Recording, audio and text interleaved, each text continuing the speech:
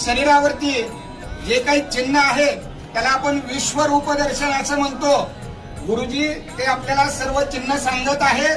आपण सर्वांनी इकडे लक्ष द्या. भक्त पुंडलिकाने दिलेली वीट आहे, ही वीट आहे.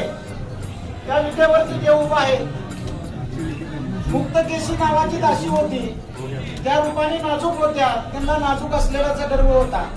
ज्यावेळेस या ठिकाणी देवाच्या दर्शनाला आले त्यावेळेस त्यांच्या मनामध्ये असा भाव निर्माण झाला की मी देवाच्या पायावरती डोकं कसं टेकवायचं. त्यांनी देवाच्या पायावरती दर्शन न घेता करंगळी शेजारचं बोट या ठिकाणी लावलेलं आहे. डाव्या पायाला या ठिकाणी बोट उठलेला आहे आणि त्यांचा गर्भहरण झालेला आहे. ही कृष्ण अवतारातील गुरराखाची काठी आहे. पितांबराचा सोगा आहे. डाव्या हातामध्ये शंख आहे, उजव्या हातामध्ये कमल पुष्प आहे.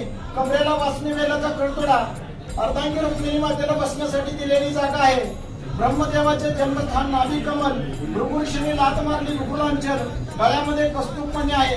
मकराकार कुंडली आहे, शिवाकार मस्तक आहे. कुंडली